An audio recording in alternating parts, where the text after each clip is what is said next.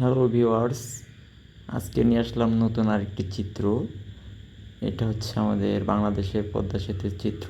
আসলে গ্রামগঞ্জের অনেক মানুষ আছে যারা পদ্মা সেতু দেখে নাই।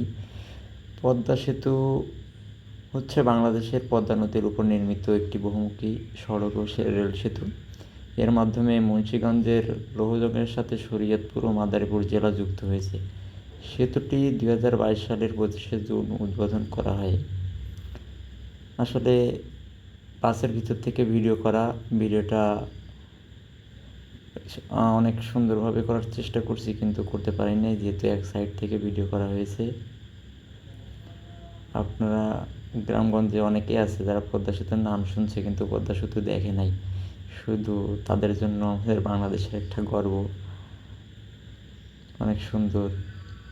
আপনারাও চাইলে এসে দেখতে পারেন। সেতুটা অনেক সুন্দর,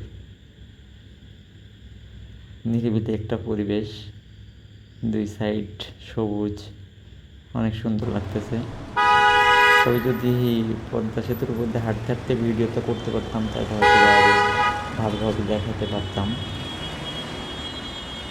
তো ভিডিওটা আসলে মনের মতো সুন্দরভাবে করতে পারিনি, যতটুকু সাধ্য চেষ্টা করছি দেখানোর জন্য। এই যে দেখেন, সেতুর উপর থেকে নদীটা কত সুন্দর লাগতেছে, কি সুন্দর একটা পরিবেশ।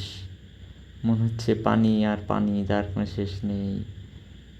আসলেই অনেক পানি এখানে, যার কোনো কূল কিনারা দেখা যায় না। সেতুটির দৈর্ঘ্য হচ্ছে 6.15 কিলোমিটার, 20,180 ফুট আর কি। তো বাসে যাইতে 5 মিনিট 7 মিনিট এরকম লাগে আর কি। এটা আসলে স্পিডের উপর ডিপেন্ড করে। আমি কয়েকবার যাতায়াত করছি, কোনোবার 5 মিনিটে চলে গেছি, কোনোবার 7 মিনিটও লাগছে। তো এরকমই আর কি, আপনারা চাইলেও এসে দেখতে পারেন।